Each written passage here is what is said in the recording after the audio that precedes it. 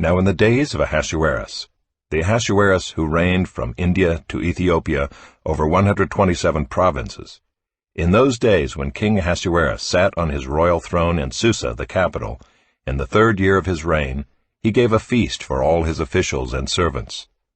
The army of Persia and Media and the nobles and governors of the provinces were before him, while he showed the riches of his royal glory and the splendor and pomp of his greatness for many days, 180 days. And when these days were completed, the king gave for all the people present in Susa, the citadel, both great and small, a feast lasting for 7 days in the court of the garden of the king's palace. There were white cotton curtains and violet hangings fastened with cords of fine linen and purple to silver rods and marble pillars, and also couches of gold and silver on a mosaic pavement of porphyry, marble, mother of pearl, and precious stones. Drinks were served in golden vessels of different kinds, and the royal wine was lavished according to the bounty of the king, and drinking was according to this edict: there is no compulsion. For the king had given orders to all the staff of his palace to do as each man desired. Queen Vashti also gave a feast for the women in the palace that belonged to King Ahasuerus. On the 7th day, when the heart of the king was merry with wine, he commanded Mehuman, Biztha, Harbona, Bigtha, and Abagtha, Zethar, and Carcas, the 7 eunuchs who served in the presence of King Ahasuerus, to bring Queen Vashti before the king with her royal crown, in order to show the peoples and the princes her beauty, for she was lovely to look at. But Queen Vashti refused to come at the king's command delivered by the eunuchs. At this the king became enraged, and his anger burned within him. Then the king said to the wise men who knew the times, for this was the king's procedure toward all who were versed in law and judgment, the men next to him being Carshena, Shethar, Edmatha, Tarshish, Meres, Marsena, and Memucan, the 7 princes of Persia and Media, who saw the king's face and sat first in the kingdom. According to the law, what is to be done to Queen Vashti because she has not performed the command of King Ahasuerus delivered by the eunuchs? Then Memucan said in the presence of the king and the officials, Not only against the king has Queen Vashti done wrong, but also against all the officials and all the peoples who are in all the provinces of King Ahasuerus. For the queen's behavior will be made known to all women, causing them to look at their husbands with contempt, since they will say, King Ahasuerus commanded Queen Vashti to be brought before him, and she did not come. This very day the noble women of Persia and Media, who have heard of the queen's behavior, will say the same to all the king's officials, and there will be contempt and wrath in plenty. If it please the king, let a royal order go out from him, and let it be written among the laws of the Persians and the Medes, so that it may not be repealed, that Vashti is never again to come before King Ahasuerus. And let the king give her royal position to another who is better than she. So when the decree made by the king is proclaimed throughout all his kingdom, for it is vast, all women will give honor to their husbands, high and low alike. This advice pleased the king and the princes, and the king did as Memucan proposed.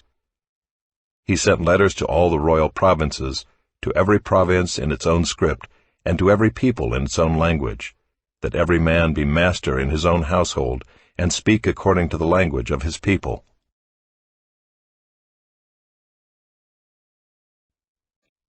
After these things, when the anger of King Ahasuerus had abated, he remembered Vashti and what she had done, and what had been decreed against her. Then the king's young men who attended him said, Let beautiful young virgins be sought out for the king, and let the king appoint officers in all the provinces of his kingdom to gather all the beautiful young virgins to the harem in Susa the capital, under custody of Hegai the king's eunuch, who is in charge of the women. Let their cosmetics be given them, and let the young woman who pleases the king be queen instead of Vashti. This pleased the king, and he did so.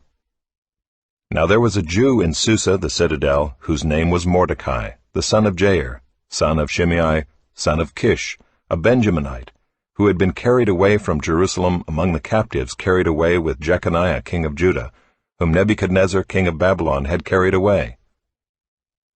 He was bringing up Hadassah, that is, Esther, the daughter of his uncle, for she had neither father nor mother. The young woman had a beautiful figure, and was lovely to look at, and when her father and her mother died, Mordecai took her as his own daughter. So when the king's order and his edict were proclaimed, and when many young women were gathered in Susa the citadel in custody of Hegai, Esther also was taken into the king's palace and put in custody of Hegai, who had charge of the women. And the young woman pleased him and won his favor, and he quickly provided her with her cosmetics and her portion of food, and with 7 chosen young women from the king's palace, and advanced her and her young women to the best place in the harem. Esther had not made known her people or kindred, for Mordecai had commanded her not to make it known. And every day Mordecai walked in front of the court of the harem to learn how Esther was and what was happening to her. Now when the turn came for each young woman to go into King Ahasuerus, after being 12 months under the regulations for the women, since this was the regular period of their beautifying, 6 months with oil of myrrh, and 6 months with spices and ointments for women, when the young woman went in to the king in this way, she was given whatever she desired to take with her from the harem to the king's palace. In the evening she would go in, and in the morning she would return to the second harem, in custody of Sheashgaz, the king's eunuch who was in charge of the concubines. She would not go into the king again unless the king delighted in her and she was summoned by name. When the turn came for Esther, the daughter of Abihail, the uncle of Mordecai, who had taken her as his own daughter, to go in to the king, she asked for nothing except what Hegai, the king's eunuch, who had charge of the women, advised. Now Esther was winning favor in the eyes of all who saw her. And when Esther was taken to King Ahasuerus, into his royal palace, in the 10th month, which is the month Tebeth, in the 7th year of his reign, the king loved Esther more than all the women, and she won grace and favor in his sight more than all the virgins, so that he set the royal crown on her head and made her queen instead of Vashti. Then the king gave a great feast for all his officials and servants. It was Esther's feast. He also granted a remission of taxes to the provinces and gave gifts with royal generosity. Now when the virgins were gathered together the second time, Mordecai was sitting at the king's gate. Esther had not made known her kindred or her people, as Mordecai had commanded her, for Esther obeyed Mordecai just as when she was brought up by him. In those days, as Mordecai was sitting at the king's gate, Bigthan and Teresh, 2 of the king's eunuchs, who guarded the threshold, became angry and sought to lay hands on King Ahasuerus. And this came to the knowledge of Mordecai, and he told it to Queen Esther, and Esther told the king in the name of Mordecai.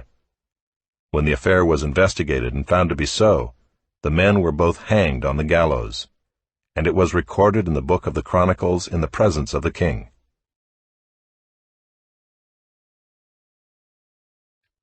After these things King Ahasuerus promoted Haman the Agagite, the son of Hammedatha, and advanced him and set his throne above all the officials who were with him. And all the king's servants who were at the king's gate bowed down and paid homage to Haman, for the king had so commanded concerning him. But Mordecai did not bow down or pay homage. Then the king's servants who were at the king's gate said to Mordecai, "Why do you transgress the king's command?" And when they spoke to him day after day, and he would not listen to them, they told Haman, in order to see whether Mordecai's words would stand, for he had told them that he was a Jew. And when Haman saw that Mordecai did not bow down or pay homage to him, Haman was filled with fury. But he disdained to lay hands on Mordecai alone. So as they had made known to him the people of Mordecai, Haman sought to destroy all the Jews, the people of Mordecai, throughout the whole kingdom of Ahasuerus. In the 1st month, which is the month of Nisan, in the 12th year of King Ahasuerus, they cast pur, that is, they cast lots, before Haman day after day. And they cast it month after month, till the 12th month, which is the month of Adar. Then Haman said to King Ahasuerus, "There is a certain people scattered abroad and dispersed among the peoples in all the provinces of your kingdom. Their laws are different from those of every other people, and they do not keep the king's laws, so that it is not to the king's profit to tolerate them. If it please the king, let it be decreed that they be destroyed, and I will pay 10,000 talents of silver into the hands of those who have charge of the king's business, that they may put it into the king's treasuries." So the king took his signet ring from his hand, and gave it to Haman the Agagite, the son of Hammedatha, the enemy of the Jews. And the king said to Haman, "The money is given to you, the people also, to do with them as it seems good to you." Then the king's scribes were summoned on the 13th day of the first month, and an edict, according to all that Haman commanded, was written to the king's satraps and to the governors over all the provinces and to the officials of all the peoples, to every province in its own script and every people in its own language. It was written in the name of King Ahasuerus and sealed with the king's signet ring. Letters were sent by couriers to all the king's provinces, with instruction to destroy, to kill, and to annihilate all Jews, young and old, women and children, in one day, the 13th day of the 12th month, which is the month of Adar, and to plunder their goods. A copy of the document was to be issued as a decree in every province by proclamation to all the peoples to be ready for that day. The couriers went out hurriedly by order of the king, and the decree was issued in Susa the citadel. And the king and Haman sat down to drink, but the city of Susa was thrown into confusion.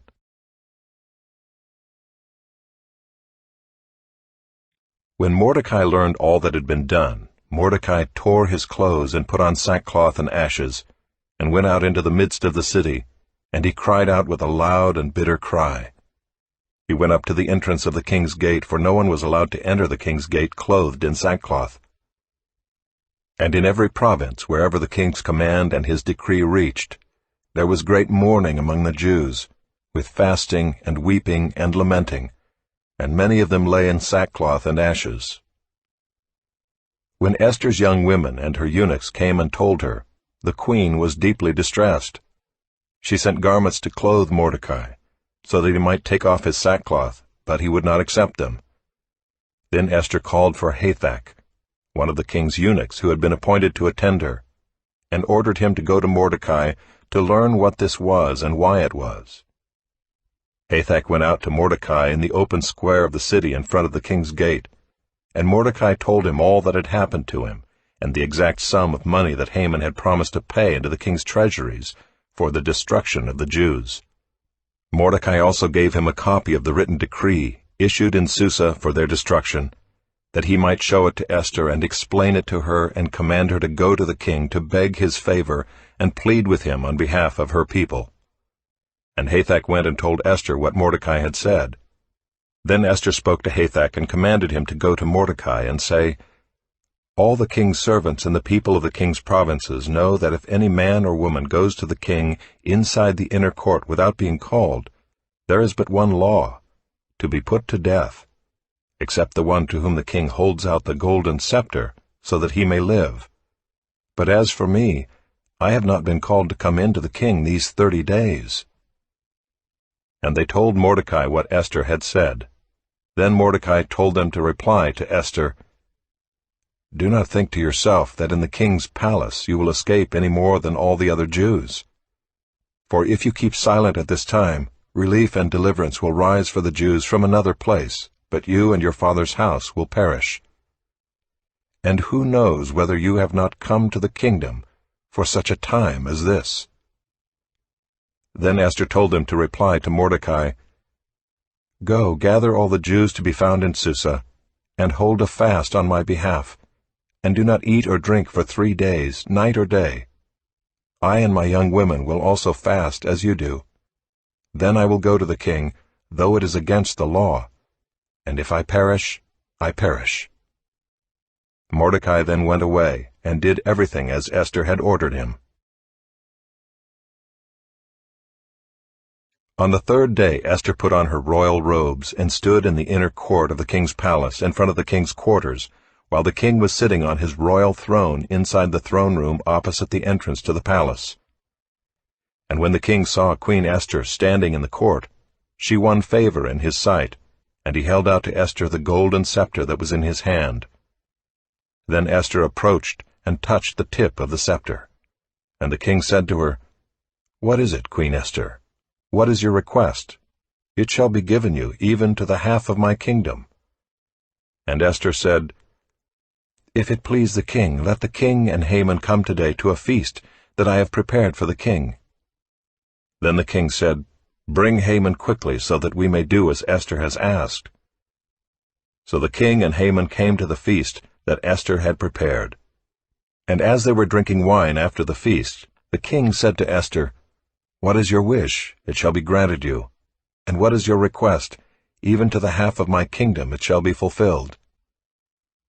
Then Esther answered, "My wish and my request is, if I have found favor in the sight of the king, and if it please the king to grant my wish and fulfill my request, let the king and Haman come to the feast that I will prepare for them, and tomorrow I will do as the king has said." And Haman went out that day joyful and glad of heart. But when Haman saw Mordecai in the king's gate, that he neither rose nor trembled before him, he was filled with wrath against Mordecai. Nevertheless Haman restrained himself and went home, and he sent and brought his friends and his wife Zeresh. And Haman recounted to them the splendor of his riches, the number of his sons, all the promotions with which the king had honored him, and how he had advanced him above the officials and the servants of the king. Then Haman said, "Even Queen Esther let no one but me come with the king to the feast she prepared, and tomorrow also I am invited by her together with the king. Yet all this is worth nothing to me, so long as I see Mordecai the Jew sitting at the king's gate." Then his wife Zeresh and all his friends said to him, "Let a gallows 50 cubits high be made, and in the morning tell the king to have Mordecai hanged upon it. Then go joyfully with the king to the feast." This idea pleased Haman, and he had the gallows made.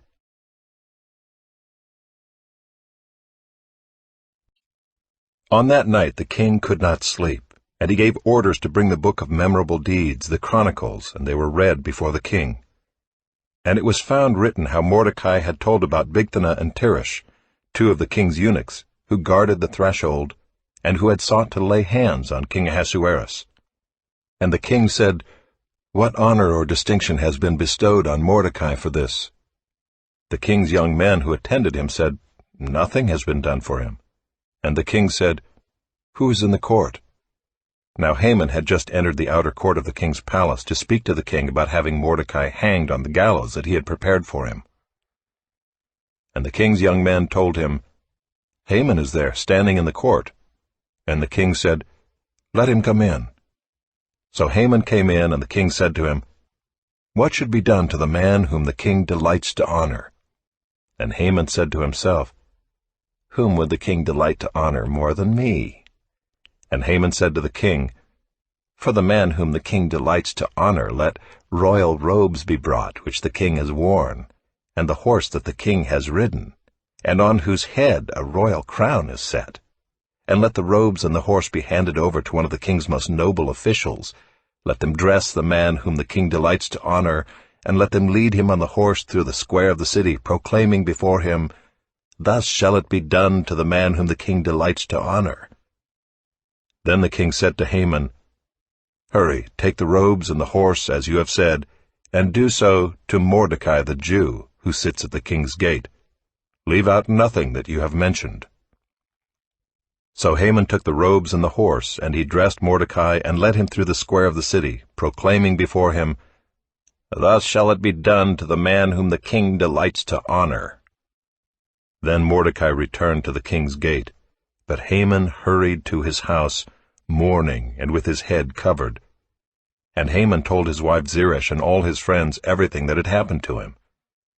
Then his wise men and his wife Zeresh said to him, "If Mordecai, before whom you have begun to fall, is of the Jewish people, you will not overcome him, but will surely fall before him."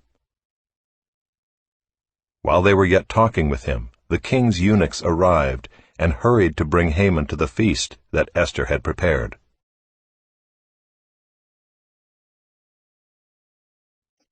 So the king and Haman went in to feast with Queen Esther, and on the second day, as they were drinking wine after the feast, the king again said to Esther, "What is your wish, Queen Esther? It shall be granted you. And what is your request? Even to the half of my kingdom it shall be fulfilled." Then Queen Esther answered, "If I have found favor in your sight, O king, and if it please the king, let my life be granted me for my wish, and my people for my request. For we have been sold, I and my people, to be destroyed, to be killed, and to be annihilated. If we had been sold merely as slaves, men and women, I would have been silent, for our affliction is not to be compared with the loss to the king." Then King Ahasuerus said to Queen Esther, "Who is he, and where is he, who has dared to do this?" And Esther said, "A foe and enemy, this wicked Haman." Then Haman was terrified before the king and the queen. And the king arose in his wrath from the wine-drinking and went into the palace garden. But Haman stayed to beg for his life from Queen Esther, for he saw that harm was determined against him by the king. And the king returned from the palace garden to the place where they were drinking wine, as Haman was falling on the couch where Esther was. And the king said, "Will he even assault the queen in my presence, in my own house?" As the word left the mouth of the king, they covered Haman's face.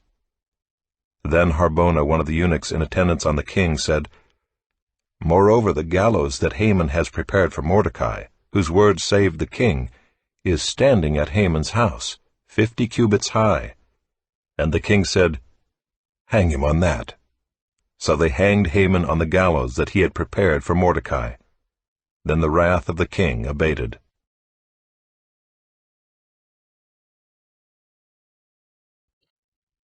On that day King Ahasuerus gave to Queen Esther the house of Haman, the enemy of the Jews. And Mordecai came before the king, for Esther had told what he was to her. And the king took off his signet ring, which he had taken from Haman, and gave it to Mordecai. And Esther set Mordecai over the house of Haman. Then Esther spoke again to the king. She fell at his feet and wept and pleaded with him to avert the evil plan of Haman the Agagite and the plot that he had devised against the Jews.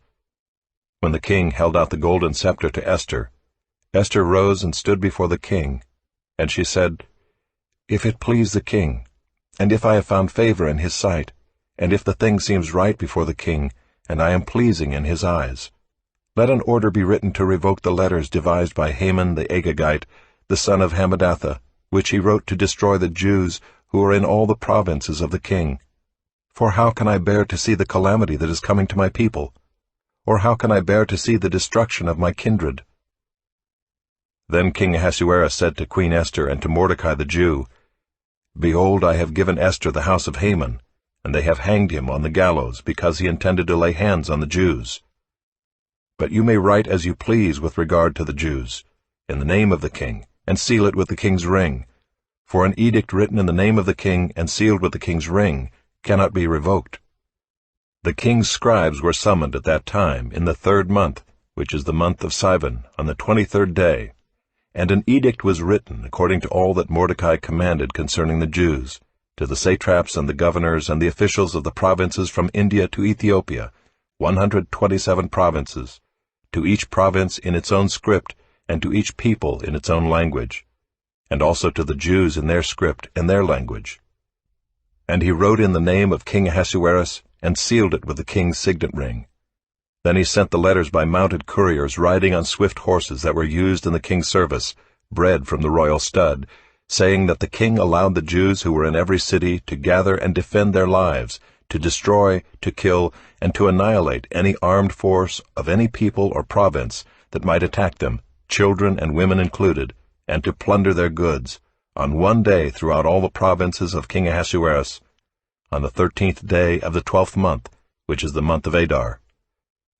A copy of what was written was to be issued as a decree in every province, being publicly displayed to all peoples, and the Jews were to be ready on that day to take vengeance on their enemies. So the couriers, mounted on their swift horses that were used in the king's service, rode out hurriedly, urged by the king's command, and the decree was issued in Susa the citadel. Then Mordecai went out from the presence of the king in royal robes of blue and white, with a great golden crown and a robe of fine linen and purple, and the city of Susa shouted and rejoiced. The Jews had light and gladness and joy and honor. And in every province and in every city, wherever the king's command and his edict reached, there was gladness and joy among the Jews, a feast and a holiday, and many from the peoples of the country declared themselves Jews, for fear of the Jews had fallen on them.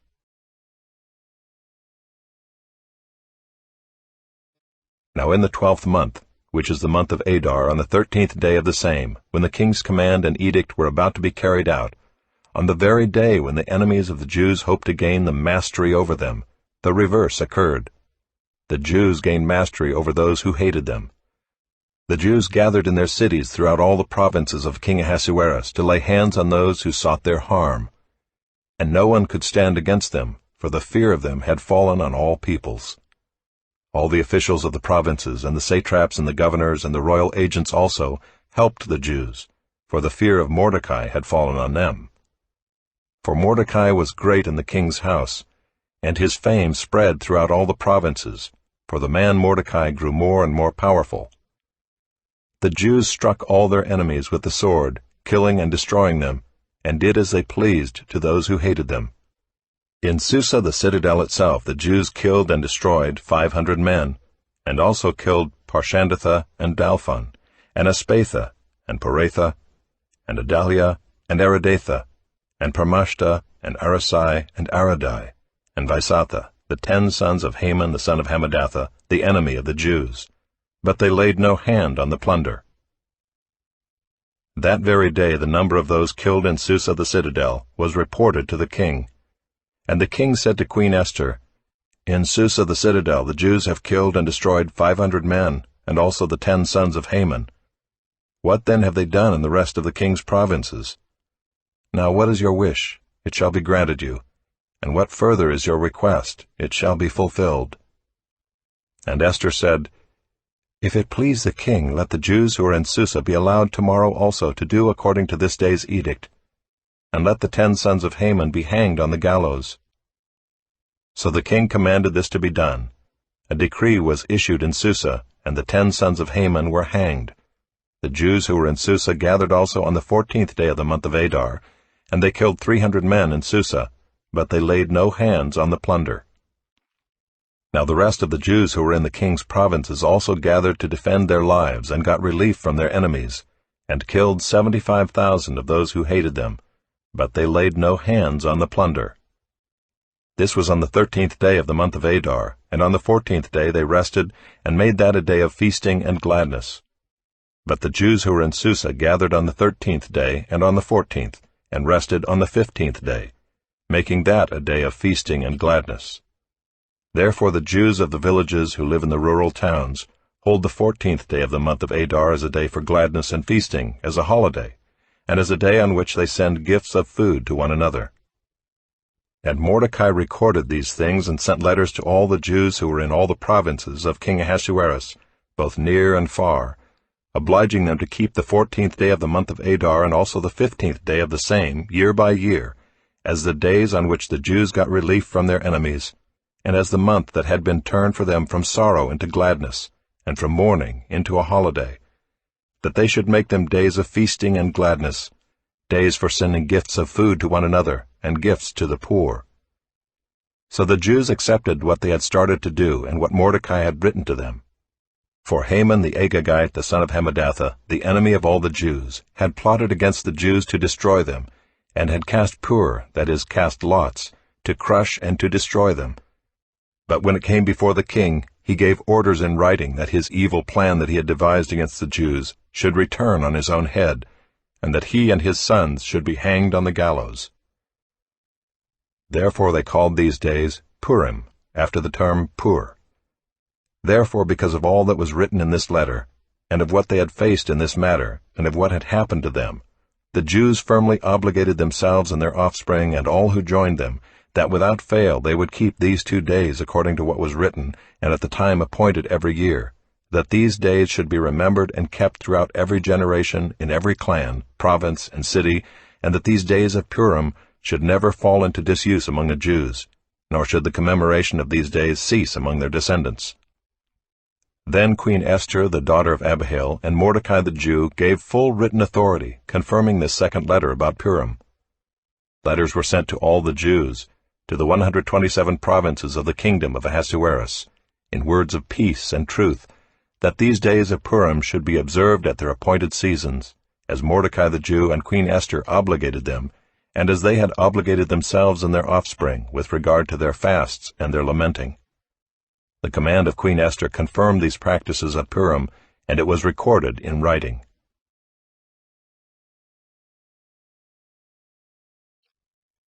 King Ahasuerus imposed tax on the land and on the coastlands of the sea. And all the acts of his power and might, and the full account of the high honor of Mordecai to which the king advanced him, are they not written in the book of the Chronicles of the kings of Media and Persia? For Mordecai the Jew was second in rank to King Ahasuerus, and he was great among the Jews and popular with the multitude of his brothers, for he sought the welfare of his people and spoke peace to all his people.